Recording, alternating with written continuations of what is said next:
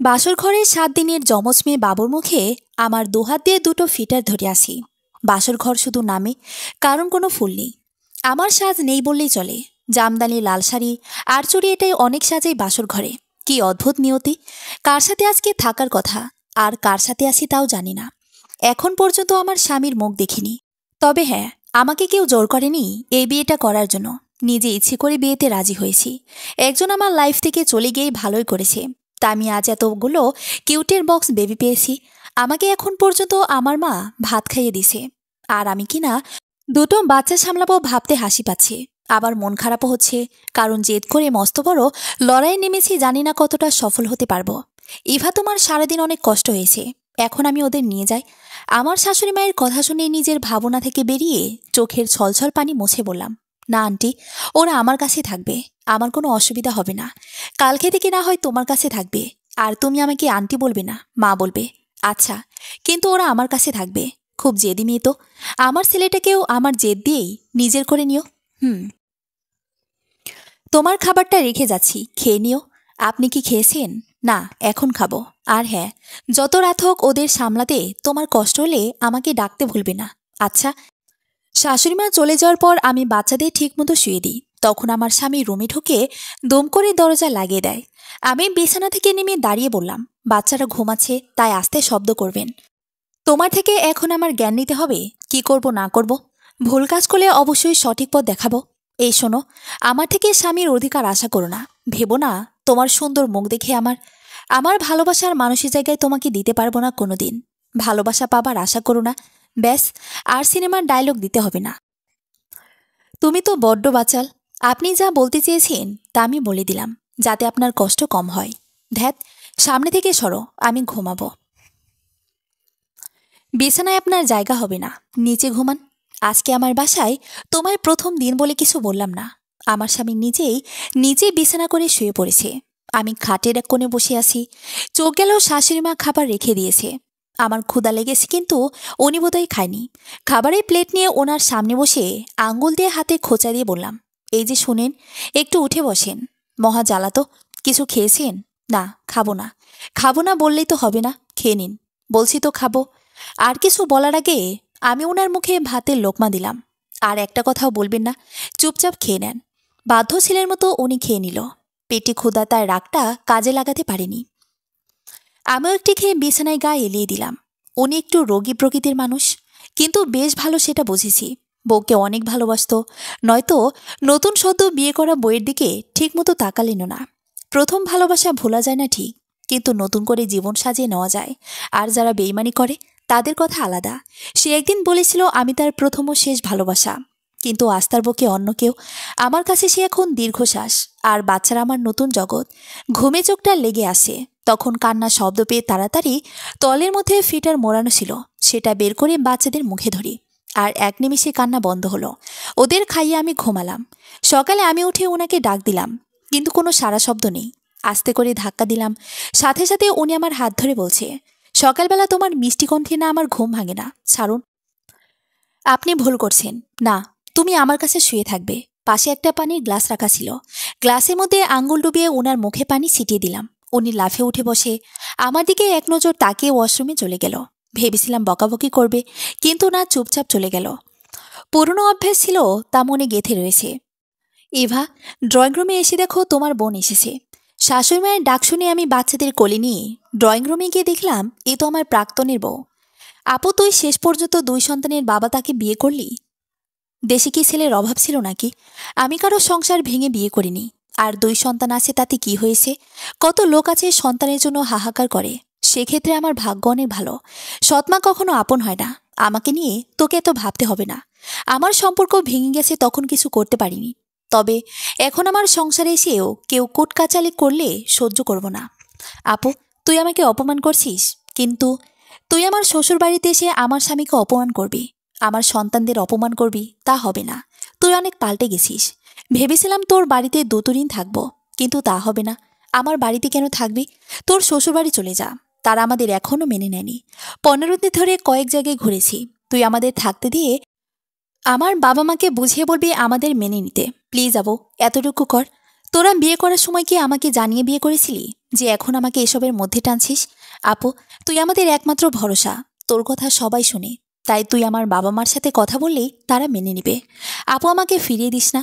আর কিছু বলার আগে আমার শাশুড়ি মা বাচ্চাদের জন্য ফিটা নিয়ে এসে বলল, বৌমা, ওদেরকে আমার কাছে দাও, আমি খাইয়ে দিচ্ছি। তুমি গিয়ে টেবিলে নাস্তা বেড়ে রাখো। কাজের মেয়ে কদিন পরে আসবে, তাই যদি আমার সাথে একটু কাজ করে দিতে। আচ্ছা মা, আমার কাজ করতে কোনো সমস্যা নেই, কিন্তু একটা কথা আছে, কি করে যে বলবো বুঝতে পারছি না। জানি গো মা, মেয়েরা কয়েকদিনের জন্য থাকতে এসেছে, তাই তো। সমস্যা নেই, ওরা কয়েকদিন থাকুক। মীরা আমার শাশুড়ি মাকে বলল, আন্টি, আপনাকে অসংখ্য ধন্যবাদ। তোমার স্বামী কোথায়? আপনারা থাকতে দিবেন কি না তাই ও বাইরে আছে। যাও গিয়ে ডেকে নিয়ে আসো। আমার প্রাক্তনের বউ হচ্ছে আমার আপন খালাতো বোন মীরা। বাসা থেকে পালিয়ে গিয়ে বিয়ে করেছে। আঙ্কেল মীরাকে অন্য ছেলের সাথে বিয়ে দিতে চেয়েছে, কিন্তু মীরা তো নীলকে ভালোবাসে, তাই বাধ্য হয়ে নীল মীরাকে বিয়ে করে। নীলের সাথে ব্রেকআপ হওয়ার পর ওর সব স্মৃতি মুছে দেয়। যদিও মন থেকে স্মৃতি মুছে দেওয়া সম্ভব না, আর কোনোদিন যেন ওর মুখ দেখতে না হয়, তাই তাড়াতাড়ি বিয়ে করতে চাই। কিন্তু আজ ওকে আবার দেখতে হবে, তাও বইয়ের সাথে। জানি না নিজের কষ্ট কতক্ষণ চেপে রাখতে পারবো। টেবিলে খাবার বেড়ে মাকে ডেকে আনতে যাব, তখন আবির এসে আমাকে বলল, বাসায় ফিরতে রাত হবে, মাকে বলে দিও আগে খেয়ে নেন, তারপরে যেখানে খুশি সেখানে যান। বাইরে খেয়ে নেব, চুপচাপ খেতে বসুন, নয়তো রাতের মতো জোর করে খাইয়ে দেব। এই মেয়ে আমার উপর একদম স্বামীর অধিকার খাটাতে আসবে না। আমার নাম আছে ইভা। এই মেয়ে বলবেন না। আর হ্যাঁ, অধিকার কেউ কাউকে দেয় না, আদায় করে নিতে হয়। তোমার সাথে কথা বলা। ধুরো, খেতে দাও। আবির নাস্তা খাওয়ার জন্য বসে। মা বাচ্চাদের খাইয়ে ঘুম পাড়িয়ে এসে আমাকে বলল, মীরা এখনো আসেনি কেন? আবার চলে গেল নাকি? মা, আমি দেখে আসি, আপনি বসুন। বাসার মেন দরজার কাছে যেতে চেনা চোখে চোখ আটকে গেল। 1 মাস পরে নীলকে দেখলাম। আমার বুকের ভেতরটা কষ্টে দমড়ে মুচড়ে যাচ্ছে। মীরাকে কিছু বুঝতে দিলে চলবে না, তাই নীলের দিক থেকে চোখ সরিয়ে নিয়ে মীরার উদ্দেশ্যে বললাম, তোরা ভেতরে আয়। এই ইভা, তুমি সত্যি বিয়ে করেছো? আমি ভাবতে পারছি না। নীল হঠাৎ করে সবার সামনে এমন কিছু বলে ফেলবে বুঝতে পারিনি। মীরা আমার আর নীলের সম্পর্কে কিছু জানে না, আর আমিও চাই না জানুক। আমি কি বলবো তা বুঝে ওঠার আগে মীরা বলল, তোরা দুজন দুজনকে আগে থেকে চিনতিস? কলেজে কয়েকবার দেখা হয়েছে, সেই থেকে পরিচয়। নীল, তুমি তো আগে কখনো বলনি ইভাপুর সাথে তোমার পরিচয় আছে। নীল চুপ করে দাঁড়িয়ে আছে, তাই আমি উত্তর দিলাম, আরে ও হয়তো ভুলে গেছে, তাই বলেনি। এখন আর কথা না বাড়িয়ে গিয়ে ফ্রেশ হয়ে খেতে আয়। আবির খেয়ে দিয়ে বাইরে চলে গেল। নীল আর মীরাকে আমার শাশুড়িমা খেতে দিল। আমি ইচ্ছে করে নীলের সামনে যেতে চাই না। ওকে যত দেখব তত কষ্ট বাড়বে। ওদের এখানে থাকা চলবে না। নীলের সাথে কথা বলে মীরাকে নিয়ে চলে যেতে বলবো। বাচ্চাদের সামলাতে আমার সময় যাচ্ছে। রুম থেকে বের হতে হয়নি, সব কাজ শাশুড়িমাই করেছে। উনি খুব ভালো, সেটা বিয়ের আগে থেকেই জানি, কারণ আমার ফুপির ননদ হলো আমার শাশুড়িমা। সন্ধ্যায় মাথাটা ঝিমঝিম করছে, তাই চা খাওয়ার জন্য রুম থেকে বের হব।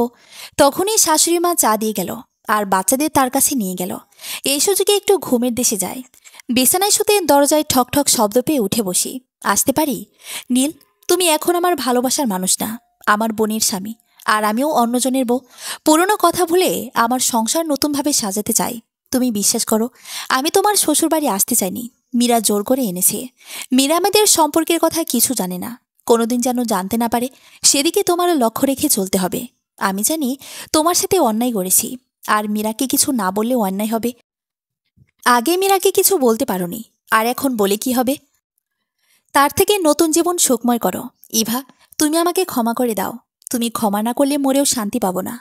অন্যায়ের কিছু নেই, ক্ষমার মতো কোনো কাজ করনি, কারণ আমার ভাগ্যে তুমি ছিলে না, তাই আমাদের সম্পর্ক নেই। জানি না কেমন যেন সেদিন রাতে মীরার সাথে কথা বলে মনে হলো আমি ওকে সত্যি ভালোবাসি। তোমার প্রতি শুধু ভালো লাগা। নীল, প্লিজ আর কিছু বলো না, এবার আমার রুম থেকে চলে যাও। এবার আমার কিছু কথা আছে, সেগুলো বলতে চাই। না না না, তোমার কোনো কথা শুনতে চায় না। নীল রুম থেকে বেরিয়ে গেল। আমি রুমের দরজা বন্ধ করে নিজের কষ্ট হালকা করব, তাই দরজার কাছে যেতে আবির রুমে আসে।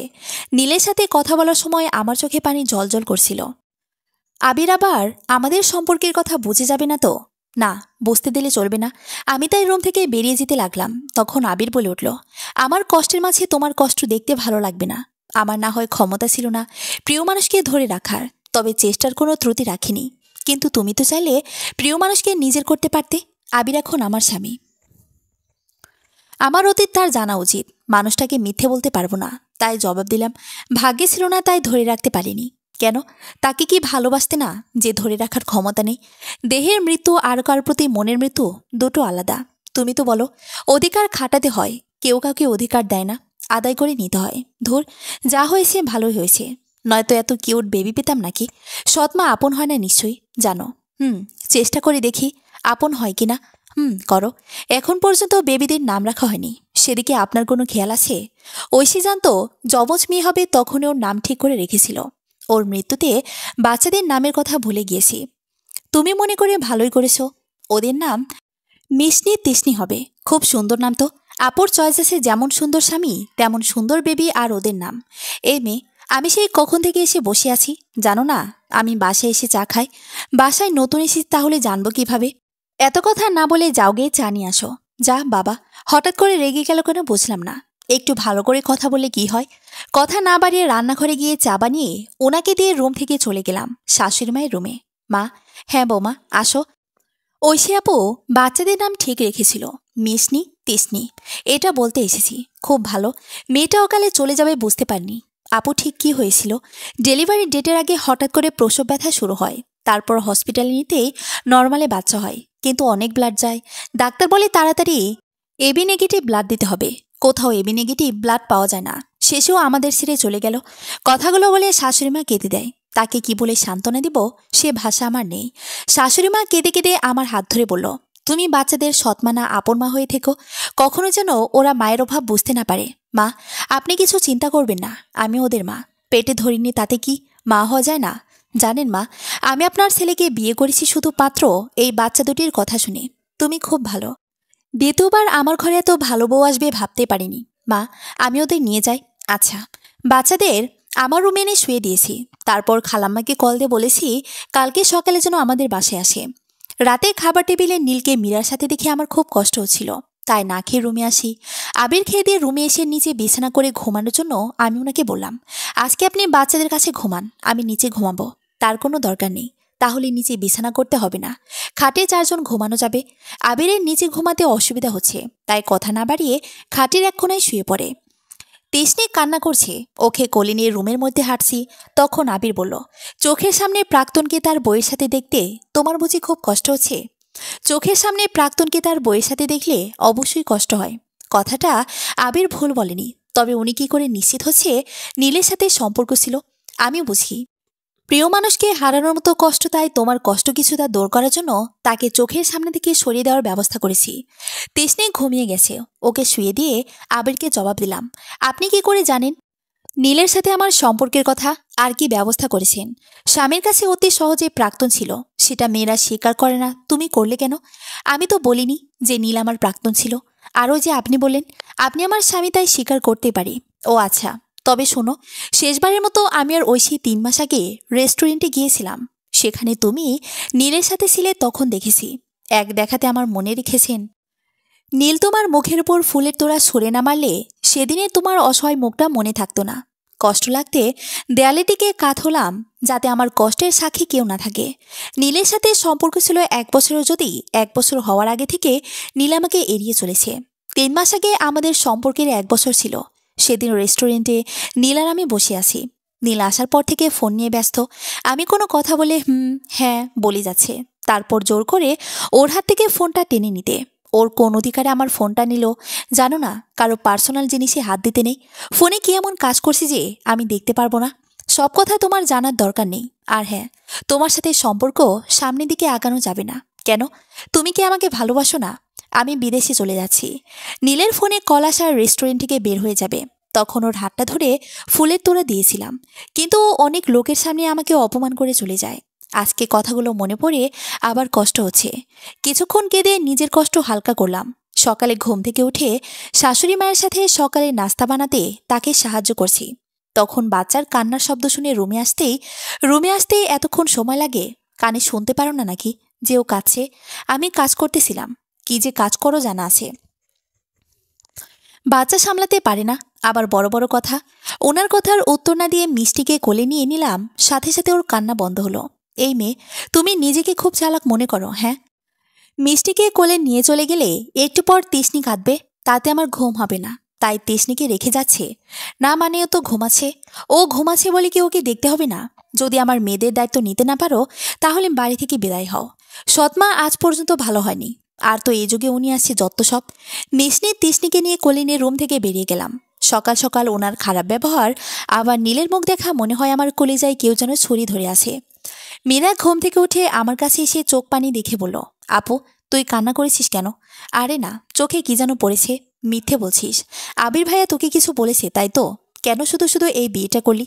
এই যে দেখছিস দুটি ফুল, তুই তো জানিস ছোট বাচ্চা দেখলে আমার কোলে নিতে ইচ্ছে করে। আর আমি তাকে দেখিয়ে দিতে চাই যে আমিও ভালো আছি। সে কে ছিল? বাদ দে, তুই একটু ওদের কাছে বস, আমি একটু কাজ শেষ করে আসতে আসি। আচ্ছা। কলিং বেলের শব্দে শুনে শাশুড়িমা দরজা খোলে। আমি কাজ শেষ করে ড্রয়িং রুমের দিকে আসতে দেখি আমার বাবা মা, মীরার বাবা মা আর নীলের বাবা মা এসেছে। আমার বাবা মাকে দেখে তো আমার ভয় করছে, তারা নীলকে দেখলে তো মীরা সব জেনে যাবে। এখন কি করব ভেবে পাচ্ছি না। সবার সাথে দেখা না, আমার নীলের কাছে যাওয়া উচিত। ও যাতে আমার মা বাবার সামনে না যায়, কিন্তু না যেয়ে তো উপায় নেই, কি করব। আবিরের সাথে নীল ড্রয়িং রুমে প্রবেশ করতেই আমার বাবা বলল, তুমি আমার মেয়েকে ঠকিয়ে মীরাকে বিয়ে করেছো? তোমার লজ্জা থাকা উচিত। যে মেয়েকে ঠকিয়েছো আবার তার বোনকে বিয়ে করো। তোমার বাবা মাকে দেখে তো মনে হয় ভদ্রলোক, কিন্তু ছেলেকে ঠিক করে শিক্ষা দিতে পারিনি। এসব কি বলছেন? এই ছেলের সাথে ইভার সম্পর্ক ছিল। হ্যাঁ, ইভা আমাদের কাছ থেকে কখনো কোনো কিছু লুকিয়ে রাখেনি। ওদের সম্পর্কের কথা জানানোর পর আমি খোঁজ খবর নিয়ে সব ভালো শুনি। তারপর বিয়ের ব্যাপারে কথা বলার জন্য পরিবারের কাছে যাব, তখন ইভা জানায় ও নীলকে বিয়ে করবে না। এখন বিয়ে না করার কারণ বুঝলাম। তোমার মতো ছেলেকে বিয়ে না করে ভালোই করেছে। নীলের বাবা মা আমার বাবা মার কথা শুনে মাথা নিচু করে দাঁড়িয়ে আছে। ছি ছি, তোমাকে আমার মেয়ের জামাই ভাবতেও লজ্জা লাগে। আঙ্কেল, যা হওয়ার হয়ে গেছে, এখন ওদের বিয়ে মেনে নেন, ওরা সুখী হবে। অসম্ভব, এই ছেলে ইভার ভালোবাসার মূল্য দেয়নি, ও কি করে সংসারে মূল্য দেবে? নীলের অতীত ইভা, বর্তমান মীরা। অতীতের কথা ভেবে বর্তমান নষ্ট করা ঠিক না। আর হ্যাঁ, এখন ইভার বিয়ে হয়ে গেছে, ও কিন্তু নীলের জন্য বসে থাকেনি। তাহলে নীল বিয়ে করলে ক্ষতি কি? মীরা সবকিছু মেনে নিয়ে সংসার করলে আপনাদের সমস্যা থাকার কথা না। নীলের সাথে আমার সম্পর্কের কথা মীরা জানার পরও কিছু বলছে না কেন? খুব স্বাভাবিক হয়ে আছে কেন? আমি মীরার পাশে গিয়ে দাঁড়িয়ে বললাম, আমার সাথে একটু এদিক আয়। কেন? আগে আয়, তারপর বলছি। মীরাকে আমার রুমে নিয়ে জিজ্ঞাসা করলাম, নীলের সাথে কি তুই সংসার করতে চাস? হ্যাঁ চাই। ওকে আমি ভালোবাসি তো। আমার সাথে নীলের সম্পর্ক ছিল, সেটা তোকে বলে তোদের মধ্যে কোনো ঝামেলা করতে চাইনি। আমি জানতাম না বাবা মা আজ আসবে, নয়তো কখনো কেউ জানতই না আমাদের সম্পর্কের কথা। কিন্তু তুই বিশ্বাস কর, নীল তোকে সত্যিই ভালোবাসে। আমি তো আগে থেকে জানতাম তোদের সম্পর্কের কথা। কি, তুই আগে থেকে জানিস? না মানে ওই আর কি। মীরা তুই সত্যি কথা বল, আমাদের সম্পর্কের কথা জানিস? হ্যাঁ হ্যাঁ জানতাম, তোর সাথে নীলের সম্পর্ক ছিল। নীলকে একদিন কলেজে দেখেছি, তারপর থেকে ওকে আমার ভালো লাগতে শুরু করে। তখন মনে মনে ঠিক করি যেভাবে হোক নীলকে আমার করেই ছাড়ব। কিন্তু ও কিছুতে আমার সাথে সম্পর্কে রাজি হচ্ছে না। তখন আমি সুসাইড করতে যাই, আরও রাজি হয়। কিন্তু সম্পর্কে কিছু দিনের মধ্যে বাবা আমার বিয়ে ঠিক করে। পুরো কথা শোনার আগে মিরাল গালে ঠাস করে থাপ্পড় দিলাম, সাথে এটাও বললাম, তুই কোনোদিন আমার সামনে আসবি না। নীলের ভুল থাকলেও পুরো দোষ মীরা করেছে। শুধু শুধু নীলকে সবাই খারাপ ভাবছে, এটা হতে দেওয়া যাবে না। তাই মীরাকে নিয়ে ড্রয়িং রুমে সবার সামনে গিয়ে বললাম, নীলের কোনো দোষ নেই, একটা ভুল বোঝাবুঝির জন্য এসব হয়েছে। তোমার কেউ নীলের সাথে খারাপ ব্যবহার করো না। কে এমন ভুল বোঝাবুঝি হয়েছিল যে তোর সাথে সম্পর্ক ভেঙে দিয়েছে? মা, নীলের সাথে সম্পর্ক ওটা পুরনো কথা। এখন আমার সংসার হয়েছে, দুটি বাচ্চা আছে, সব মিলে আমি খুব সুখে আছি। আঙ্কেল আন্টি আপনারা ওদের মেনে নেন। মীরা আপনাদের বাড়ির খুব ভালো বউ হবে। আমি আমার ছেলের হয়ে সবার কাছে ক্ষমা চাচ্ছি।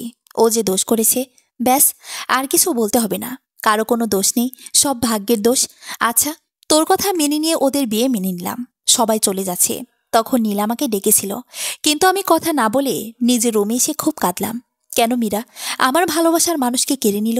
ওকে কি ক্ষতি করেছিলাম? এমন কেন করলো? মীরার কথাগুলো কানে বাজতে থাকে। খুব কষ্ট হচ্ছে, নিজের আপন মানুষ এভাবে ঠকালো। আমার কাঁধে কারো হাত রাখার অনুভূতি পেয়ে পিছনের দিকে তাকিয়ে দেখলাম আবির। যা হবার হয়ে গেছে, এখন থেকে তুমি নতুন জীবন শুরু করবে, দুটি মেয়ের মা, সেটা ভুলে যেও না। আবির কথাটা বলে মিশনি তিশনিকে আমার কোলে দিয়ে চলে গেল। আমি মেয়েদের কপালে চুমো দিয়ে আমার বুকের সাথে ঝাপটে ধরলাম।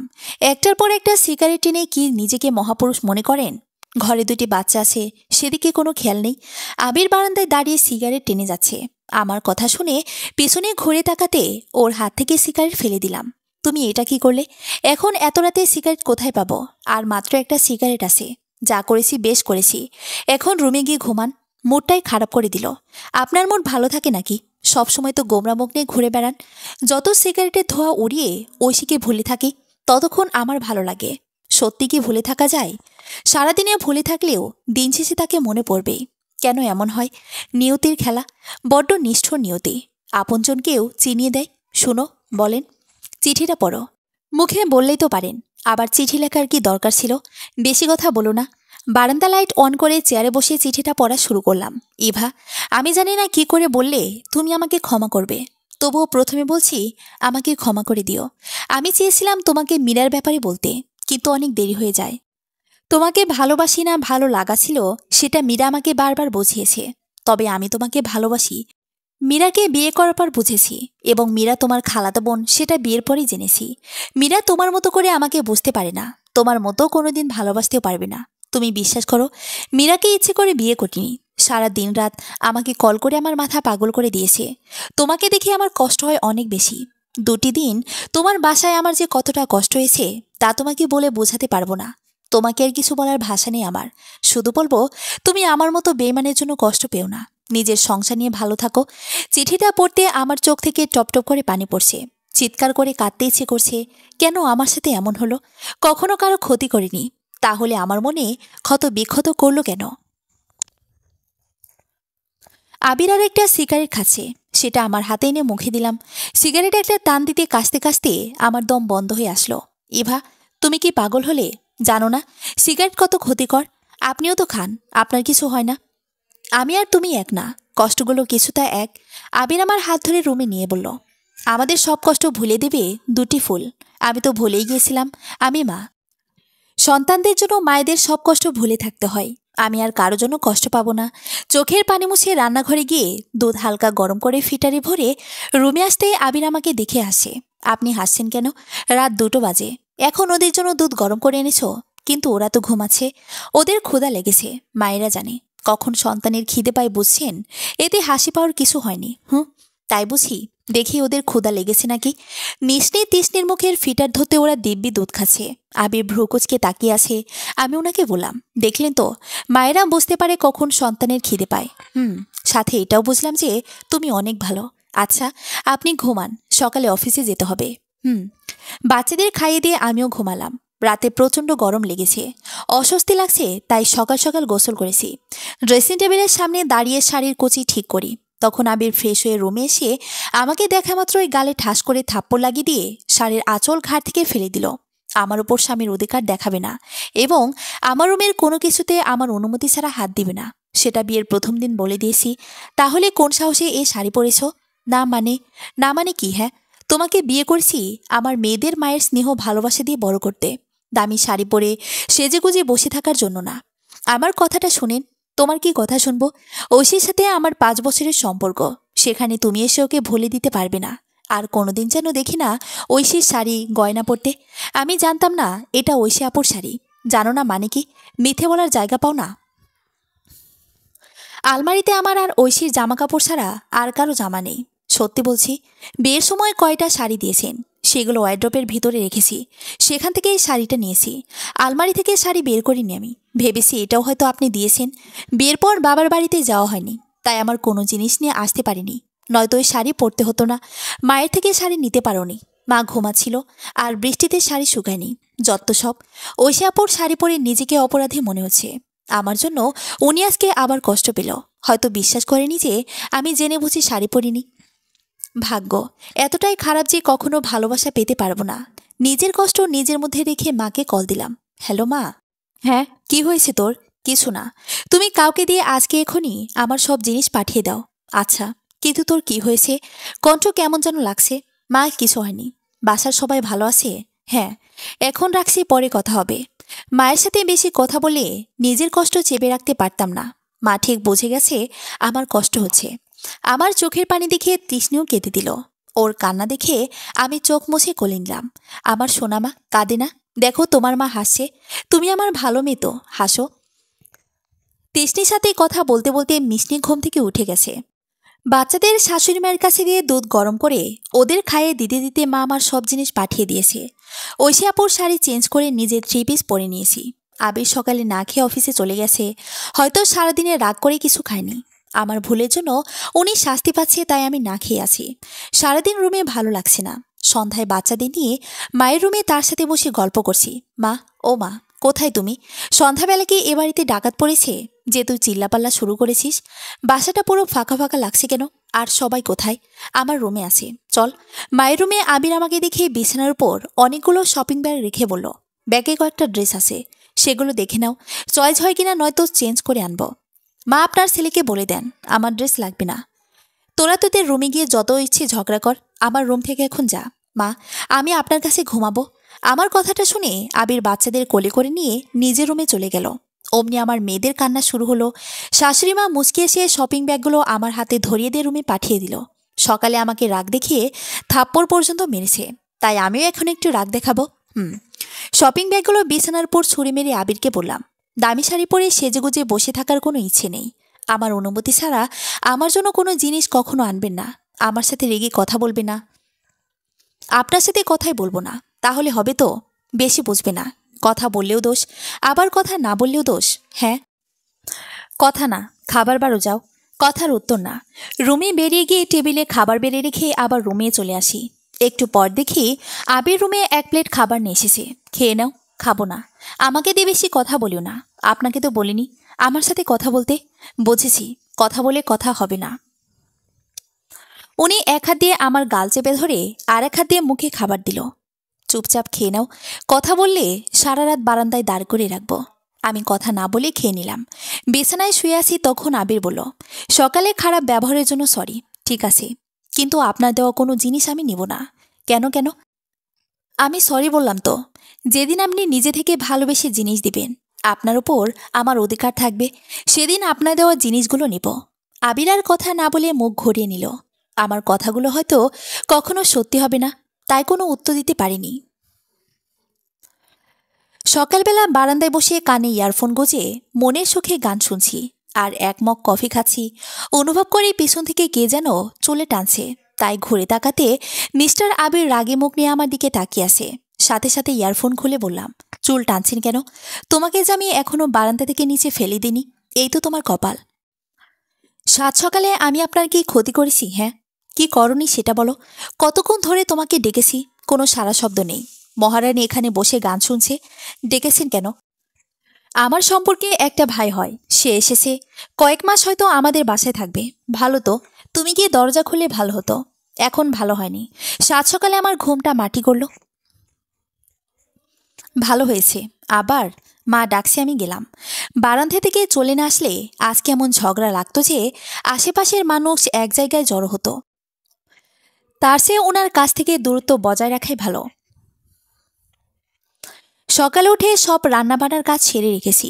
শাশুড়ি মায়ের পায়ে ব্যথা, তাই তার রুমে খাবার দিয়ে সে ডাইনিং টেবিলে খাবার বেড়ে আবিরকে ডাকতে যাওয়ার আগে সে হাজির হয়েছে। সাথে তার সম্পর্কের ভাই হয়, তাকে এনে বলল, এই হলো তমাল, আমার ভাই হয়। জি, আসসালামু আলাইকুম। ওয়ালাইকুম আসসালাম। ভাইয়া নতুন ভাবি দেখতে বেশ সুন্দরী। আচ্ছা, আপনারা বসুন, খেয়ে নেন। তুমি খাবে না? পরে খাবো। নিসনে তিসনে ঘুম থেকে উঠে গেলে তোমার খেতে অনেক দেরি হবে, তার থেকে এখন খেয়ে নাও। আবিরের কথা মতো খেতেই বসেছি। আবির আর তমাল কথা বলে যাচ্ছে, আমি চুপচাপ খাবার খাচ্ছি। কিন্তু কয়েকবার মনে হলো আমার পায়ে কিছুতে যেন খোঁচা লাগছে, হয়তো বিড়াল হবে। তবে এই বাসায় তো বিড়াল নেই, তাহলে কি উনি খোঁচা দিচ্ছে? কিন্তু উনি এমন করবে বলে তো মনে হয় না। তো আমি জিজ্ঞাসা করলাম, বাসায় কি বিড়াল আছে যে আমার পায়ে খোঁচা দিচ্ছে? না তো। তাহলে আপনি দিয়েছেন না? কোনো দরকার হলে তোমাকে বলবো। খোঁচাখুচি কেন করব? ও, আমরা 3 জন ছাড়া এখানের কেউ নেই। তাহলে কি তমাল এরকম করেছে? কিন্তু ও কেন এমন করবে? দেখে তো মনে হয় ভালো ছেলে। আবির অফিসে চলে গেল। আমি নিজের রুমে মিশনি তিশনিকে খাইয়ে দিয়ে আমার পাশে শুয়ে রেখেছি। ভোর 5টায় ঘুম থেকে ওঠার কারণে এখন অনেক ঘুম পাচ্ছে, চোখ ঘুমে লেগে যাচ্ছে। ঠিক সেই সময় ভাবি, আপনাকে খুঁজে বেড়াচ্ছি আর আপনি ঘুমাচ্ছেন। তাড়াতাড়ি গায়ে ওড়না দিয়ে উঠে বসে উত্তর দিলাম, আপনি কি জানেন না কারো রুমে ঢোকার আগে দরজা নক করতে হয়? ভাবির সাথে দেবরের সম্পর্কে এত ফর্মালিটির দরকার হয় না। সেটা আপনার অন্য ভাবিদের সাথে করবেন, আমার সাথে না। আরে মিষ্টি ভাবি, রেগে যাচ্ছেন কেন? আমাকে কেন খুঁজছেন সেটা বলুন। এই তো একটু গল্প করার জন্য। ও আচ্ছা, ভাইয়ার সাথে আপনার সম্পর্ক ঠিক স্বামী স্ত্রীর মতো না, তাই না? আমরা স্বামী স্ত্রী, তাহলে সম্পর্ক অন্য কিছু হবে কেন? এত ধাঁচ নিয়ে কথা বলা ঠিক না। মিষ্টি চেহারায় মিষ্টি করে কথা বলতে হয়। আপনার সাথে পরে কথা হবে, এখন আপনি যান। আচ্ছা, পরেই আসবো। তমাল রুম থেকে বের হওয়ার পর দরজা লক করে দিলাম। এখন বুঝতে পেরেছি খাবার টেবিলের কাজটা তমাল করেছে। ওর কথাবার্তা ভালো না, কেমন চেহারার চাহনি বড্ড খারাপ। সকালের কথা মনে পড়তে রাগে শরীর জ্বলে যাচ্ছে। সারাদিনে কাজ না থাকায় রুমে থাকতে পেরেছি। সন্ধ্যায় আবির অনেক ফুচকা হালিম এনেছে, সবাই একসাথে বসে খাচ্ছি। তখন অনেক ঝাল লেগেছে, তাই আবির পানি দিয়ে আসতে গেল, সাথে শাশুড়িমাও নিজে রুমে গেল। সেই ফাঁকে তমাল হঠাৎ করে আমার হাতের ফুচকা ওর মুখে দিল। প্লেট ফুচকা রাখা আছে, সেটা না খেয়ে আমার হাতেরটা নিয়েছেন কেন? এরকম অসভ্যতামি আমি একদম পছন্দ করি না। পছন্দ করো না, ঠিক আছে, তাহলে কি করবে ভাইয়াকে বলে দিবে দাও। হ্যাঁ, অবশ্যই বলবো। বিশ্বাস করবে না। আবির পানি নিয়ে আসলো। আমি পানি খেতে খেতে তমাল বলে দিল, ভাবিরা তো ঝাল লেগেছে তাও ফুচকা খাওয়া থাকেনি, এমনকি আমার হাতেরটাও নিয়ে খেয়েছে।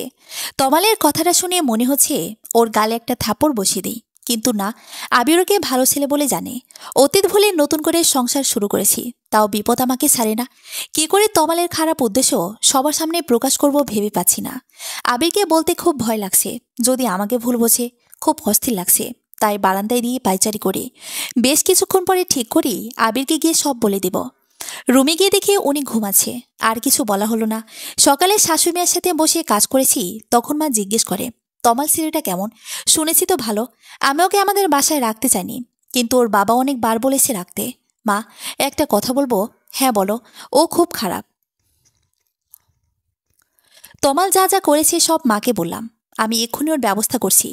মা রেগে গিয়ে আবিরের কাছে যাবে, কিন্তু আমি তাকে যেতে না দিয়ে বললাম, ও মিথ্যে কথা বলে পার পেয়ে যাবে, নয়তো আমাকে দোষী করবে। তাই হাতে নাতে ধরিয়ে দিতে হবে। আজই আমাদের বাসায় ওর শেষ দিন। মিষ্টি তিষ্ণি কান্না করছে, তাই রুমে গেলাম। আবির অবশ্য ওদের কোলে নিয়ে সামলাচ্ছে। ওদের আমার কাছে দিয়ে নিজে খেতে যান। আমার মেয়েরা কিছু খায়নি, সেদিন তোমার খেয়াল আছে? বারে, আমার খেয়াল থাকবে না তো কার খেয়াল থাকবে? আপনি ওদের খেয়াল রাখেন নাকি? সব কাজ তো আমিই করি, আমাকে কথা শোনাবেন না। বাচ্চাদের খাওয়ানো তেমন কঠিন কিছু না। এই নিন ফিটার, এখন খাইয়ে দেন। মিষ্টির বাবা ওর মুখে ফিটার ধরেছে, কিন্তু দুধ মুখে যাচ্ছে না, মুখের দুই পাশ দিয়ে পড়ে যাচ্ছে, আর মিষ্টিও কাছে। আচ্ছা শোনো, তুমি কি খাইয়ে দাও, আমার অফিসে যেতে লেট হয়ে যাবে। হা হা হা, দেখলেন তো, বাচ্চাদের খাওয়ানো অনেক সহজ না, তাও আবার একসাথে দুজন। আমার সময় নেই, হয়তো আমি পারতাম। ভাঙবেন তবুও মচকাবে না। ওদের খাইয়ে দিয়ে তাড়াতাড়ি আমার জন্য খাবার বাড়ো।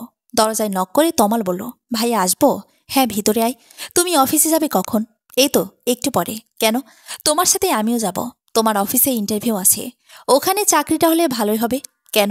অফিসের পাশে কি বাসা ঠিক করেছিস? না, শহরে কিছু চিনি না।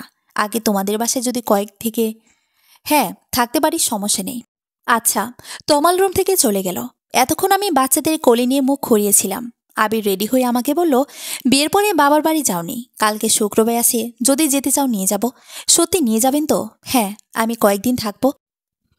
আপনি থাকলে আমার মেয়েদেরকে কে দেখবে শুনি? ওদের নিয়ে থাকবো না, সকালে যাব আর বিকেলেই চলে আসব। না, দুটো দিন থাকবো। তাহলে যাওয়ার দরকার নেই। কথাটা বলে রুম থেকে হনহন করে বেরিয়ে গেল। আমিও ওনার পিছন পিছন গেলাম। ডাইনিং টেবিলে সবাই একসাথে বসে খাচ্ছি। তখন আবির মাকে বলল, মা, কালকে আমরা সবাই ইভার বাবার বাড়ি যাব। আমার যাওয়ার দরকার নেই, তোরা যাস। না, সবাই যাব। তমাল তুই যাবি? আচ্ছা ভাইয়া। তমাল বজ্জাত, হারামি, আমার দিকে তাকিয়ে মুচকি আসে। ওর হাসির পেছনে লুকিয়ে আছে খারাপ উদ্দেশ্য, সেটা হতে দেওয়া যাবে না। অনুভব করে আমার পায়ের উপর কেউ পা রেখেছে, কেউ বলতে তমাল ছাড়া আর কেউ না। তাই পা সরিয়ে দিলাম এক লাথি। আহ, পা গেল। তমাল, তোর কি হয়েছে? না ভাইয়া, কিছু না। তুই ব্যথা পেয়েছিস? না, হঠাৎ করে পায়ের রগে টান লেগেছে। সাবধানে বসবি তো, পা একটু নাড়াচাড়া দিয়ে ঠিক হয়ে যাবে। তমালের চেহারা দেখে আমার খুব হাসি পাচ্ছে। শাশুড়ি মাও বুঝেছে কাজটা আমি করেছি। তমাল বাসা থেকে বের হবার সময় কাজটা ঠিক করলি না, এর জন্য তোমাকে পস্তাতে হবে। আমি কোনো কথার উত্তর দিলাম না, কাজে করিয়ে দেখাবো। বাচ্চাদের গোসল করিয়ে জামা কাপড় পরিয়ে মায়ের কাছে দিয়ে এসে আমি গোসল করব। তার আগে মা রুমে আসে ওদের নিতে। ইভা, তুমি কিন্তু ভুল করছো, তমালের কথা আবিরকে না বলে। মা, আমি চাই একটা প্রমাণ সহ ওকে ধরিয়ে দিতে। আজকে যা করলে তাতেও তোমার উপর ক্ষেপে আছে। এর বদলা ঠিক নিবে। আজই ওর শেষ দিন। আপনি সাথে থাকবেন মা? থাকবো। সারাদিনে তোমার বাসায় আসেনি। অপেক্ষা করছি কখন বাসায় আসবে। সন্ধ্যায় আবিরের সাথে তোমার বাসায় আসে। মুখ দেখে মনে হয় চাকরি হয়নি। আমি তো খুশি হয়েছি। আমি আপনার ভাইয়ের বউ। আপনি আমার সম্পর্কে দেবর হন। আর আপনি কি না আমার ওড়না টেনে ধরেছেন? ছি ছি। এই, একদম আমাকে সম্পর্কের দোহাই দিয়ে কথা বলবে না। বিয়ে করছো একটা বুড়ো লোককে, আবার আমার কাছে সাধু সাজো। আপনাকে ভালোভাবে বলছি, আমার ওড়না ছাড়ুন, নয়তো চিৎকার করব। চিৎকার করো। আমি বলবো তুমি আমার সাথে সম্পর্কে জড়াতে চাও। আপনার মতো নিচু মনের মানুষ একটাও দেখিনি। তোমার জন্য নিচু মনের মানুষ হতে হয়েছে। প্রথম যেদিন দেখেছি সেদিন থেকে তোমাকে পাবার জন্য মন হাহাকার করে। তোমাকে আবিরের সাথে দেখতে পারি না। ও তোমার থেকে বয়সে অনেক বড়। আমি তোমাকে খুব সুখে রাখতে পারবো, যা আবির কখনো পারবে না। তুমি রাজি হয়ে যাও, আমরা অনেক দূরে চলে যাব। দোগালে ঠাস করে থাপ্পড় লাগিয়ে দিলাম, বললাম, তোকে কয়েকদিন অনেক সম্মান দিয়েছি, কিন্তু তুই সম্মানের যোগ্য না। আর কি বললি? আবির আমাকে সুখে রাখতে পারবে না, তাই না? তাহলে শোন, তুই একযোগ তপস্যা করলেও আবিরের মতো হতে পারবি না। আবির আমাকে যতটা সুখে রেখেছে তা আগে কোনোদিন থাকিনি। আমি কথাগুলো শেষ করা মাত্রই আবির এসে তমালের শার্টের কলার ধরে দুটো ঠাস ঠাস করে থাপ্পড় দিল। শাশুড়িমা এসে বলল, আবির ওকে এক্ষুনি আমার বাড়ি থেকে বের করে দে। আপন বুঝে ঘরে কালসাপ পুষেছি। ভাইয়া, বিশ্বাস করো, আমি কিছু করিনি। তোমার বউ আমার কাছে এসেছে। আবির আরও একটা তমালকে ঘুষিয়ে থাপ্পড় মেরে বলে, ইভাকে আমি কয়েকদিন ধরে চিনলেও ওকে ভালো করে জানিও খুব ভালো মেয়ে। অন্যের উস্কানিমূলক কথা শুনে বউকে অবিশ্বাস করে বোকামি করব না। ইভাকে তুই আমাদের প্রথম দিন এসে উক্তত করা শুরু করেছিস, সেটা বুঝেছি। তারপরও কিছু বলিনি, কারণ আমি চেয়েছিলাম ইভা নিজে থেকে আমাকে সবকিছু ভরসা করে বলো। তারপর অবশেষেও আমাকে আজকে অফিস থেকে আসার পর তোর ব্যাপারে বলে। শুধু তুই না, ইভা আমাকেও বলেছে। কিন্তু তুই আমাকে বারণ করেছে কিছু বলতে, যাতে তোকে হাতে নাতে ধরতে পারি। তোমার আমাকে মিথ্যে অপবাদ দিচ্ছ। বিশ্বাস করো, আমি ভাবির সাথে তেমন কিছু করিনি। খারাপ কিছু করার আগেই তোর খারাপ উদ্দেশ্য ধরতে পেরেছি। সকালে ডাইনিং টেবিলে ওর পায়ের উপর তুই পা রেখেছিস বলে ও তোকে লাথি মারে। সেই রাগ তুই পুষে রেখেছিস, কখন ওকে একা পাবি। আর আজকে যখন ইভা আমাকে সব বলে দিছে, তাই আমি বলেছি এক গ্লাস পানি নিয়ে আসতে। কারণ এই সুযোগে তুই ইভাকে দেখলে তোর রাগ মেটাতে পারবি, আর আমিও তোর আসল রূপ দেখতে পারবো। বাহ বাহ, আমার থেকে দেখি তুমি বেশি পাকা খেলোয়াড়। আমাকে যে এতক্ষণ এত জ্ঞান দিলে, তাহলে তুমি কেন প্রথম ভালোবাসা ভুলে এই মেয়েকে নিয়ে আছো? এত সহজে সব ভুলে, পুরনো ভালোবাসা ভুলে কয়েকদিনের চেনা মেয়েটা তোমার আপন হয়ে গেল। এতক্ষণ চুপ করে থাকলে এবার আর চুপ করে থাকতে পারলাম না। স্বামীর অপমান কোনো মেয়ে সহ্য করে না। তাই আমি বললাম, এই মানুষটা তার ভালোবাসার মানুষকে ঠকিয়ে আমাকে নিয়ে থাকছে না। এমনকি এক মুহূর্তের জন্য ঐশী আপুকে ভুলিনি। তার ভাগ্যে ভালোবাসার মানুষ বেশি দিন ছিল না। শুধুমাত্র তার বাচ্চাদের জন্য আমাকে বউ করে এই বাড়িতে এনেছে। আমার স্বামীর নামে আর একটা খারাপ কথা বললে জিব্বা টেনে ছিঁড়ে ফেলব। শাশুড়িমা তমালে সব ব্যাগ গুছিয়ে এনে ওর গালে ছুঁড়ে মেরে বলল, আমার বাড়ি থেকে বিদায় হ। আবির দরজা খুলে ওকে ঘাট ধাক্কা দিয়ে বের করে দিল।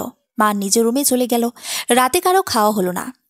আবির রুমে এসে বারান্দায় গিয়ে সিগারেট টানতে শুরু করে। তমালের কথায় কষ্ট পেয়েছে, সেটা খুব ভালোভাবে বুঝেছি।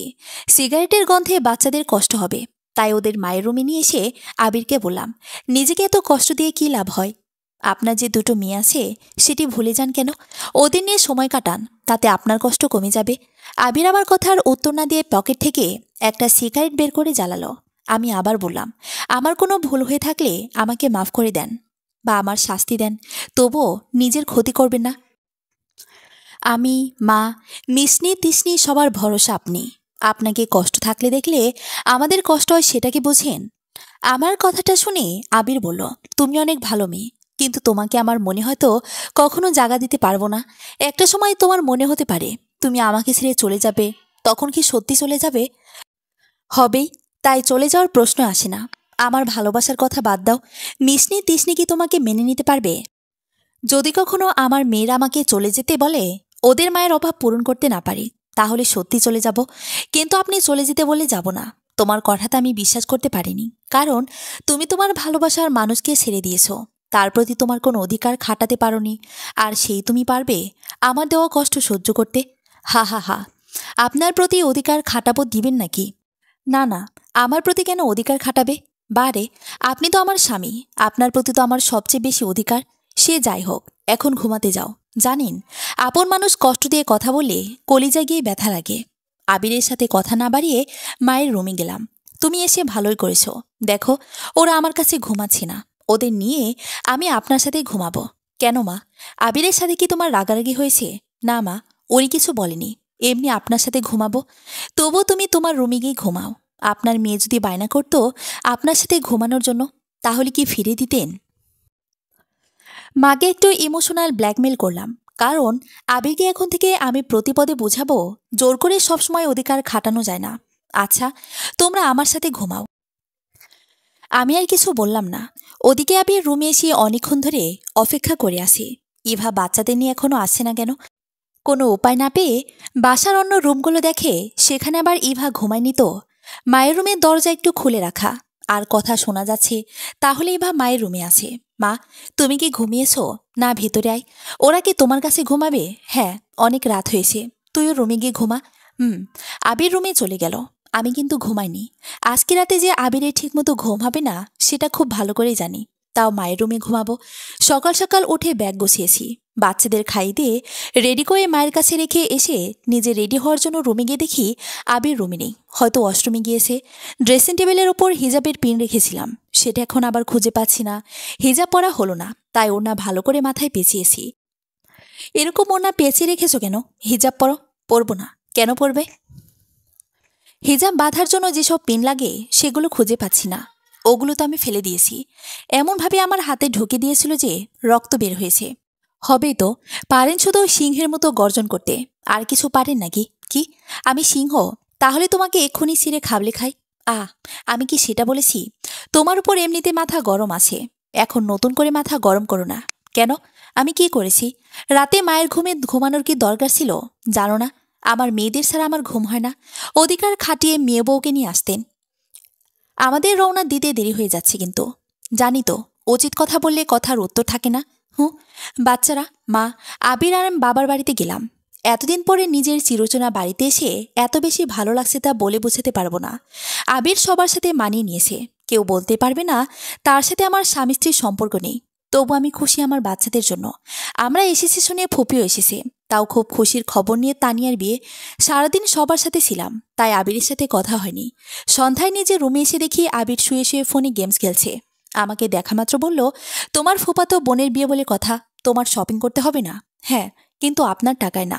তোমার খুব বেশি জেদ, বলে আমাকে বিছানার উপর ফেলে দিল। আমার কাছে আগাবেন না। আপনি আমার স্বামী হলেও আপনার অধিকার নেই আমার প্রতি জোর খাটানোর, কারণ আপনি নিজে আমাকে স্ত্রীর অধিকার দেননি।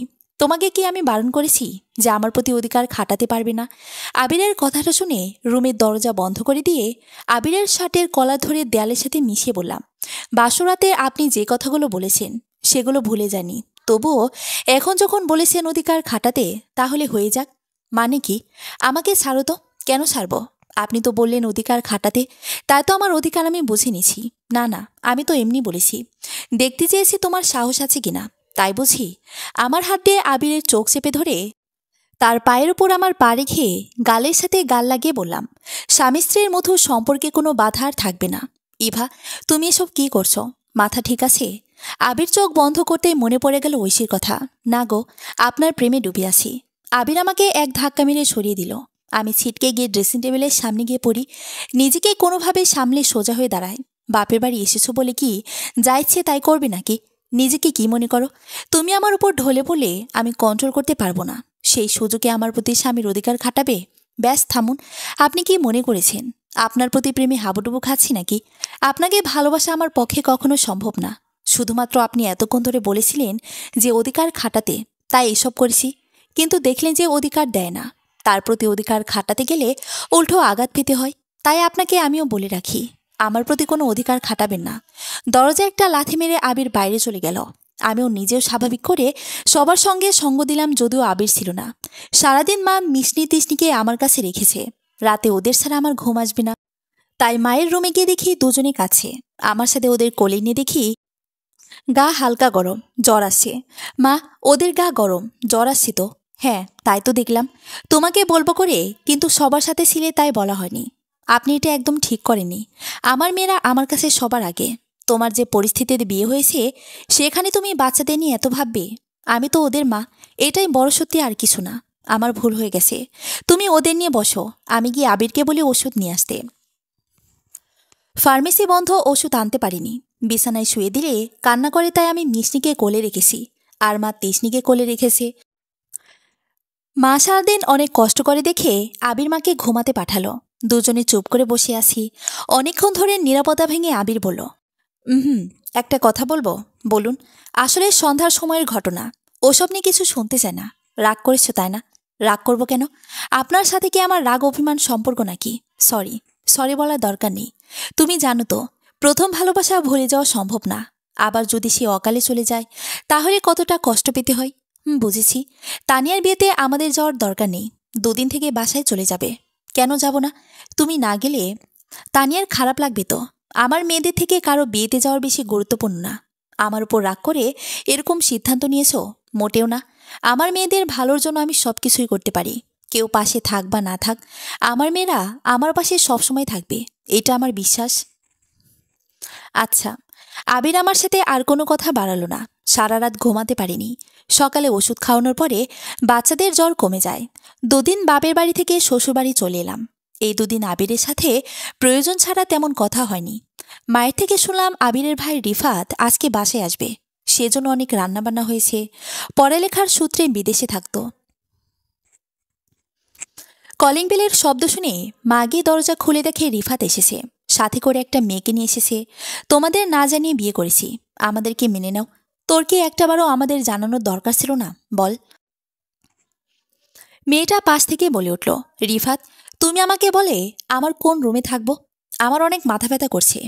কাউকে বলো আমার জন্য চা বানাতে। আবির রুমে আছে বাচ্চাদের কাছে।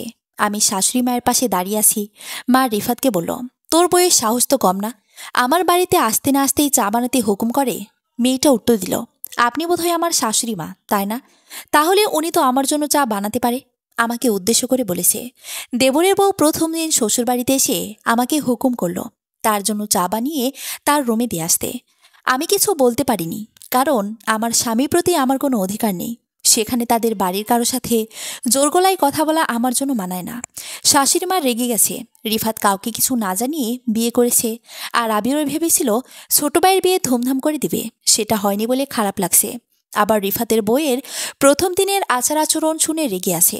আমার নেই কোনো রাগ, নেই কোনো অধিকার। তাই চা বানিয়ে রিফাতের রুমে দরজায় নক করতেই ওর বউ চায়ের কাপ হাতে নিয়ে দরজা লাগিয়ে দিল। বাচ্চাদের জন্য দুধ গরম করে রুমে নিয়ে গেলাম। আবির ঘুমাচ্ছে, সাথে বাচ্চারাও ঘুমাচ্ছে। দুপুরে এখন পর্যন্ত কারো খাওয়া হয়নি। তাই আবিরকে ডাক দিলাম, এই যে শুনেছেন, এখন উঠে খেয়ে নেন। আমি ঘুমাচ্ছি না, তাই শুনেছি। তাহলে উঠেন। মা কি খেয়েছে? না, রুমের দরজা বন্ধ করে আছে। রিফাত হঠাৎ করে বিয়ে করবে, এটা মা মেনে নিতে পারেনি।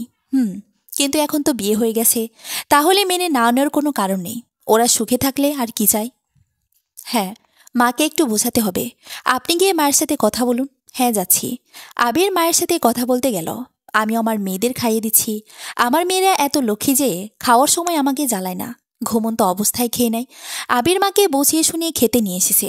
রিফাত প্লেটে খাবার বেড়ে রুমে নিয়ে যাচ্ছে দেখে মা বলল, তুই রুমে খাবার নিয়ে যাচ্ছিস কেন? আমাদের সাথে বসে খা, আর তোর বউকে ডেকে নিয়ে আয়। মা, ও সবার সামনে খেতে কমফোর্টেবল ফিল করবে না, তাই রুমে খাবার দিয়ে আসি। তোর বউকে খাবার খেতে হবে, আমাদের সাথে বসে খেতে হবে, কথাটা তাকে বুঝিয়ে দিস। রিফাত আর কোনো কথা না বলে চলে গেল। আবির মাকে বলল, মা, তুমি ওদের বিয়েটা মেনে নাও। এখন আর রাগ করে থেকো না। আমার রাগ হচ্ছে ওর বউয়ের চালচলন কথাবার্তা দেখে। আজ সে ইভাকে চা বানানোর জন্য বলে, তাহলে ভাবতে পারিস মেয়েটা কেমন। থাক না মা, সবাই এক হয় না। আমি ভালোই ভালোই, খারাপের সঙ্গে খারাপ। তাতে যদি এবারে ছেড়ে চলে যেতে হয়, তাহলে চলে যাক। রিফাতের বউ একটা টি শার্ট আর প্যান্ট পরে এসেছে। মা চেয়ারে বসা থেকে উঠে দাঁড়িয়ে বলল, এই মেয়ে, তুমি এসব কি পরেছ? শাশুড়ি ভাসুরের সামনে এসব পরে কেউ আসে? এক্সকিউজ। আমি রিনি। এই মেয়ে এটা আবার কোন ধরনের কথা? আর শুনেন, আমি বিদেশে থেকেছি, তাদের কালচারের সাথে আমি অভ্যস্ত। আমার বাড়িতে এসব চলবে না, ভদ্রভাবে থাকতে হবে। এ আমার বড় বউকে দেখেছ, তার মতো করে। মা আমাকে দেখিয়ে বলেছে। আমি কেন ওনার মতো হব? উনি একজন বিবাহিত পুরুষকে বিয়ে করেছে, আমি তো তা করিনি। কারো সঙ্গে আমার তুলনা করবেন না। আর হ্যাঁ, রিফাত, তোমাকে বলছি, আমার খাবার আমার রুমে গিয়ে আসো। রিনি রুমে চলে গেল। ওর পিছন পিছন রিফাতও গেল। মা খাওয়া সেরে উঠে নিজের রুমে গেল। আজকারও খাওয়া হবে না বুঝে গেছি, তাই এক কাপ চা বানিয়ে নিয়ে বারান্দায় গিয়ে বসি। আমার মন মেজাজ খারাপ থাকলে চা খেলে একটু শান্তি লাগে। চায়ের কাপে চুমুক দিতে আবির এসে বলে, ভর দুপুরে চা না খেয়ে ভাত খেলে তো পারো। না খিদে নেই। তুমি এত সাদাসিদে কি শুধু বিবাহিত পুরুষকে বিয়ে করেছ তাই, নাকি আগে থেকে এমন ছিলে? কোথাও কি লেখা আছে বিবাহিত পুরুষকে বিয়ে করলে সাদাসিদে থাকতে হবে? না। কিন্তু কিন্তু কি? আপনি তো মহা ঝামেলার মানুষ। এখনো কি আপনাকে বলেছি আমি সাদাসিদে থাকতে পছন্দ করি? আপনাকে বিয়ে করেছে বলে এমন সাধারণ থাকি? শুনে রাখেন, আমি কাউকে দেখানোর জন্য সাজি না। মন চাইলে সাজবো, নয়তো না। কেউ আমাকে ভালোবাসলে আমার সাদামাটা রং দেখে ভালোবাসবে, উজ্জ্বল রং দেখে না। সবাইকে আমার মতো ভাববেন না। আমি এমন কেউ না যে আমার সঙ্গে কাউকে তুলনা করা। ভাই ভাইয়ের সম্পর্ক নষ্ট করবেন না, বা মা ছেলের সম্পর্ক নষ্ট হবে। আমাকে নিয়ে যে যা খুশি বলো, আমি কিছু মনে করি না। তুমি এত রেগে যাচ্ছ কেন? তোমাকে খারাপ কিছু বলিনি তো। আমার রাগ করার কি যথেষ্ট আছে বলুন? শান্ত হয়ে বলো, কি হয়েছে? কিছু হয়নি, আমাকে একা থাকতে দিন। একটু হলেও বুঝেছি রিনির কথায় খারাপ লেগেছে। না, তাহলে আমি প্রতিবাদ করিনি তাই? না, মিথ্যে বলবে না। জানি এর জন্যই তোমার খারাপ লেগেছে। আমার ভালো লাগুক বা খারাপ লাগুক তাতে আপনার কি? আমি কি আপনার আপনজন নাকি? আবির আমার হাতটা ধরে রুমে নিয়ে বলল, আমার দুই মেয়ের মা তুমি। তোমাকে নিয়ে আমার সামনের দিনগুলোতে চলতে হবে। আমার সব বিপদে তুমি পাশে থাকবে। তুমি আমার অর্ধাঙ্গিনী। আবিরের কথাগুলো শুনে নিজের অজান্তে ওনাকে জড়িয়ে ধরি। মিশনি তিসনি দেখেছে তোমার মা কত হিংসুটে। তোমাদের বুকে আগলের ধরি বলে তোমার মাও ভাগ বসিয়েছে। আবিরের কথা শুনে খুব লজ্জা পেয়ে তাকে ছেড়ে দিলাম। সন্ধ্যায় রান্নাঘরে নুডলস রান্না করি। তখন রিনি এসে বলে, আমার জন্য ব্ল্যাক কফি বানিয়ে দাও। নুডলস রান্না করা শেষ হলে তোমার জন্য ব্ল্যাক কফি বানাবো। নুডলস পরে রান্না করো, আগে আমার কাজ করো। তুমি যেমন বাড়ির বউ তেমন আমিও এ বাড়ির বউ। আমি তোমার চাকরিনী না যে যখন তখন এসে আমাকে হুকুম করবে। শাশুড়িমা এসে বলল, সামান্য কফি তো চেয়েছে, তাতে তো আপত্তি করার কি আছে? মায়ের কথাটা শুনে কেমন যেন লাগলো, কারণ মা অন্যায় কিছু মেনে নেয় না। মা আবার বলল, ছোট বউ তুমি নুডলস রান্না করো। 20 বছর বয়সে এ বাড়িতে বউ হয়ে এসেছি। বিয়ের 1 বছরের মাথায় আবিরের জন্ম হয়। তার 5 বছর পরে রিফাতের জন্ম হয়। বিয়ের 10 বছর পর্যন্ত আমার শাশুড়ি মাকে পাই। সেই 10 বছরে শাশুড়ি মাকে একদিনের জন্য বুঝিনি সে আমার শাশুড়ি মা। নিজের মায়ের জায়গায় রেখেছি। সে আমাকে নিজের মেয়ের মতো ভালোবাসতো। কাজে ভুল হলে হেসে বলতো, পরের বার ঠিক হবে, আমি তোমাকে শিখিয়ে দিচ্ছি। আর তুমি বউ হয়ে প্রথম দিন এসে আমার সাথে খারাপ ব্যবহার করা শুরু করেছ। হ্যাঁ, মেনে নিলাম তুমি বিদেশে থেকেছো, তাই বলে কি ভদ্রতা বলতে কিছু থাকবে না? শাশুড়ি মায়ের কথা শুনে খুব ভালো লাগলো। সে যেমন ভাগ্য করে শাশুড়ি পেয়েছে, তেমন আমার ভাগ্য খুব ভালো, তার মতো আমিও মা পেয়েছি। রিনি মায়ের কথা শুনে বলল, মা আপনাদের পুরনো দিনের কথা বলে কি এখন কি লাভ? আজকাল এরকম হয় না। আমি আর রিফাত ঠিক করেছি আমাদের সব কাজ শেষ করে বিদেশে চলে যাব। আর কখনো দেশে আসার প্রশ্নই আসে না। আচ্ছা বেশ, তবে আর কতদিন দেশে আছো? রিফাত অনেকগুলো খাবারের প্যাকেট ডাইনিং টেবিলের উপর রাখতে রাখতে বলে, মা খুব খিদে পেয়েছে, তাড়াতাড়ি বেড়ে দাও। দাঁড়া, এত তাড়াহুড়ো কিসের? ইভা তুমি যাও তো, আবিরকে ডেকে নিয়ে আসো। হ্যাঁ মা, যাচ্ছি। মায়ের কথা মতো আমি আবিরকে ডাকতে রুমে এসে দেখি 2 মেয়েকে বুকের উপর রেখে ঘুমাচ্ছে। আমি মিষ্টিকে কোলে নিতে আবির চোখ মেলে তাকিয়ে বলল, কি হলো এটা? আমার মেয়ে ঘুম ভেঙে গেল যে। সন্ধ্যাবেলা এখন কিসের ঘুম? হ্যাঁ, এখন উঠুন তো। সপ্তাহে একদিন আমার মেয়েদের সাথে সময় কাটাতে পারি, তুমি কি সেটাও হতে দিবে না? পরিবারের সবার সাথে সময় দিতে হয়। এবার চলুন তো, মা ডেকেছে। কেন, কি হয়েছে? আমি কি করে জানবো? হ্যাঁ, তাও তো ঠিক। আবির তৃষ্ণিকে কোলে নিল, আর আমি মিষ্টিকে কোলে নিয়ে ডাইনিং রুমে গেলাম। মিষ্টিকে মায়ের কোলে দিয়ে সবার জন্য নুডলস আর রিনির জন্য কফি টেবিলের উপর রেখেছি। রিনি কফি হাতে নিয়ে রুমের দিকে চলে যাচ্ছে দেখে মা বলল, আমার কথা শুনে তারপর যেখানে খুশি সেখানে যেও। রিনি দাঁড়িয়ে থাকলো। রিফাত বলল, ভাইয়া তো এসেছে, এখন বলো তোমার কি কথা আছে? হ্যাঁ বলছি। তোরা দেশে কতদিন থাকবি সেই অনুযায়ী কাগজপত্র তৈরি করতে হবে। ওরা কতদিন থাকবে সেটা জেনে কি কাগজপত্র তৈরি করবে? দেখো মা, আমাদের ভাইয়ের মধ্যে কোনো ভাগ হোক সেটা চাই না। তুই চুপ কর। আমার সিদ্ধান্ত জানার জন্য তোকে ডেকেছি, তোর মতামত জানার জন্য না। মা তো ভালো কথাই বলেছে, আমাদের ভাগে যতটা সম্পত্তি পাবো সেগুলো বিক্রি করে বিদেশে যেতে পারলে খুব ভালো হবে। আমি একবারও বলিনি যে আমি সম্পত্তি ভাগ করে দিব। তাহলে সম্পত্তি নিয়ে এত কথা হচ্ছে কেন? সম্পত্তি ভাগ করবে না কেন? আমরা দেশে যতদিন আছি ততদিনের মধ্যে তাড়াতাড়ি আমার ভাগ বুঝে নিতে চাই। আচ্ছা ঠিক আছে, তোর ভাগ তোকে বুঝিয়ে দেব।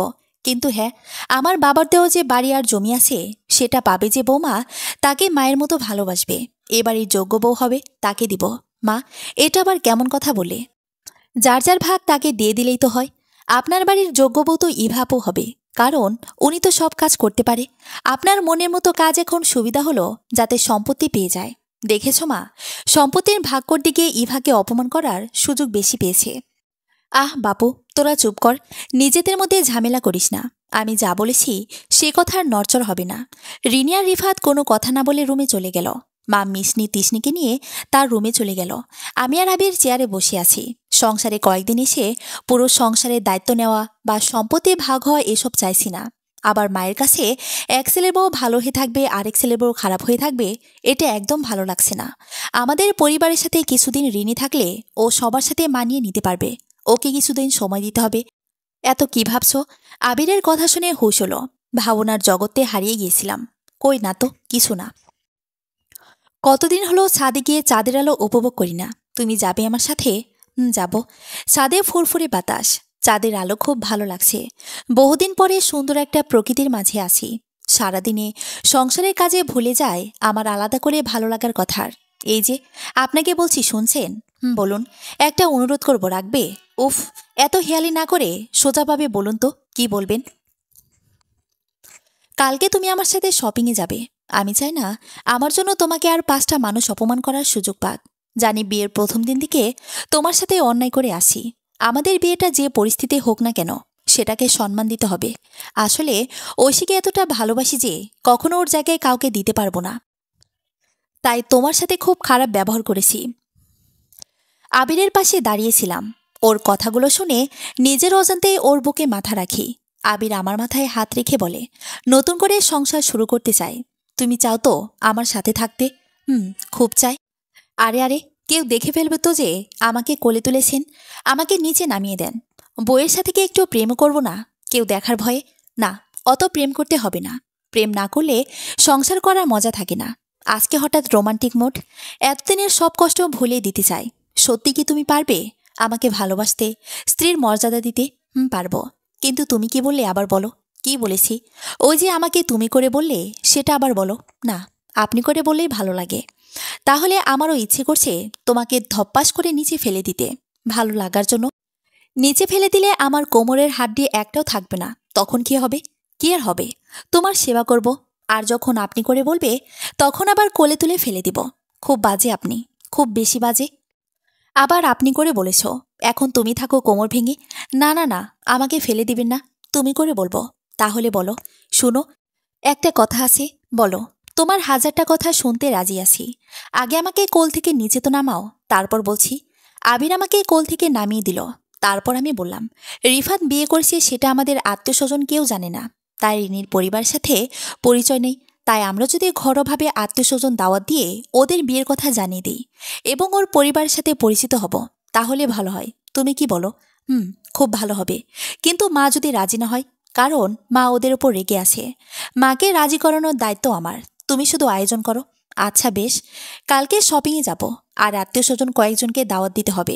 তুমি সত্যি আমাদের পরিবারের জন্য অনেক বড় পাওয়া। তোমরাই তো আমার সব।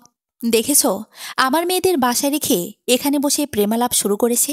হো, যত দোষ এখন আমার হলো। নিচে চলো। আবিরের সাথে ছাদে বসে গল্প করতে করতে খেয়াল ছিল রাত 11টা বাজে। মা মিশনি তিশনিকে খাইয়ে ঘুম পাড়িয়ে দিয়েছে। আমি মায়ের রুম থেকে বাচ্চাদের নিয়ে নিজের রুমে এসে শুয়ে ডাইনিং টেবিলে এসে অবাক করার বিষয় দেখলাম।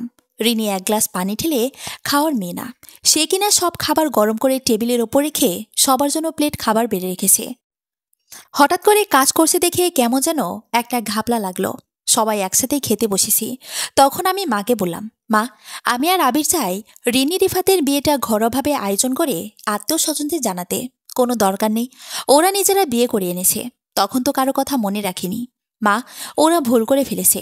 তাছাড়া রিনিকে আমাদের পরিবারের সাথে মানিয়ে নিতে হবে তো। মা, আমি ভুল করে ফেলেছি।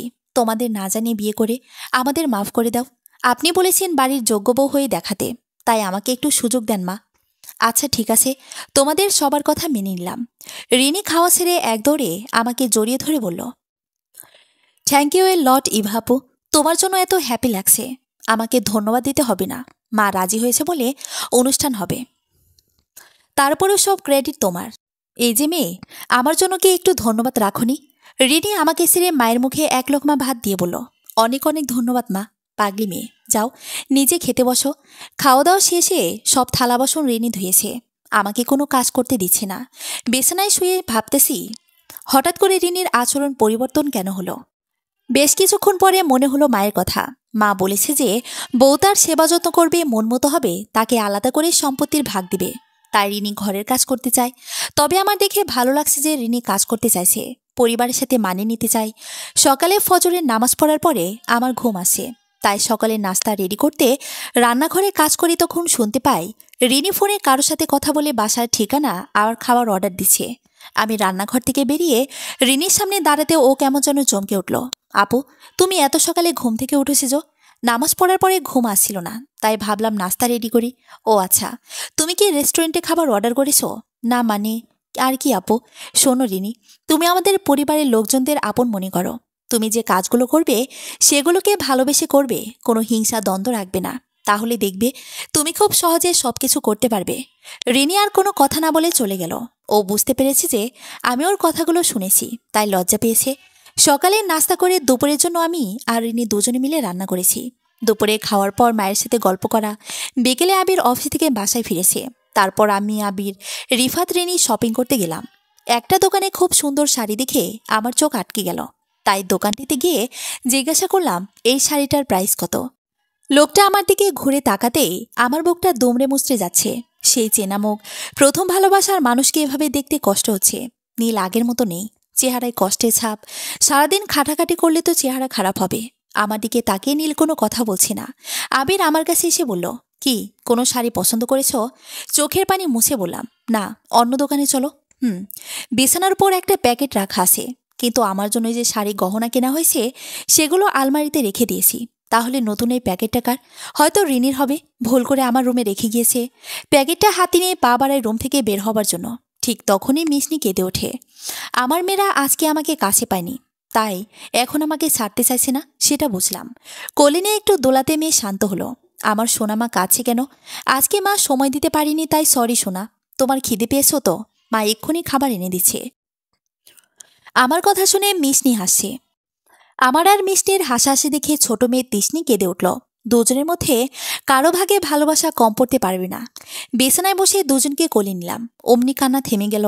দুজনের খিদে পেয়েছে, দুধ গরম করে নিয়ে আসতে হবে। ওদের রুমে একা রাখা যাবে না।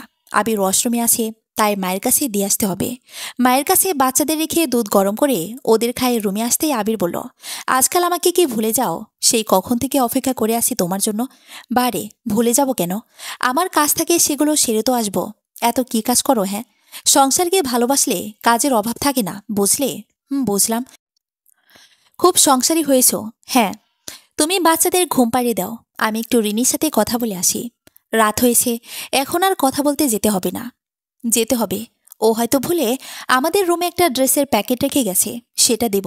তুমি কি শিওর ওটা রিনির? না গো, ওটা তোমার জন্য আমি স্পেশালভাবে এনেছি। প্যাকেটটা খুলে দেখি দোকানে সেই শাড়িটি, যেটা দেখে আমার খুব পছন্দ হয়েছিল, কিন্তু নীল ছিল, তাই পছন্দ ত্যাগ করে চলে এসেছিলাম। তবে আবির কিভাবে বুঝলো এই শাড়িটা আমার পছন্দ হয়েছিল? তুমি কি করে জানলে আমার এই শাড়িটাই পছন্দ হয়েছিল? তোমাকে তো আমিও বলিনি। নীল দেখে আমি বুঝেছিলাম তোমার কোনো কিছু পছন্দ হয়েছে, কিন্তু তুমি পুরনো স্মৃতিতে ফিরে ওখান থেকে চলে এসেছো। তাই শপিং শেষে তোমাদের বলেছিলাম আমার একটা কাজ আছে, তাই সেই কাজ হলো এটা। দোকানে গিয়ে নীলের সাথে কথা বললাম, তারপর জানতে পারি তুমি এই শাড়িটার প্রাইস জিজ্ঞেস করেছিলে। তারপর বুঝতে বাকি ছিল না যে এটা তোমার পছন্দ। তুমি সত্যি খুব ভালো, জানি, তোমার নতুন করে বলতে হবে না। ইস, কে বলেছে তুমি খুব পচা? হা হা হা। আচ্ছা বেশ, আমি পচা আর তুমি তো ভালো। তাহলে শাড়িটা বাসায় মেহমান আসবে, সেদিন পরবে। পরব। দেখতে দেখতে 1 সপ্তাহ হলো। এই 1 সপ্তাহে রিনি অনেক পরিবর্তন হয়েছে।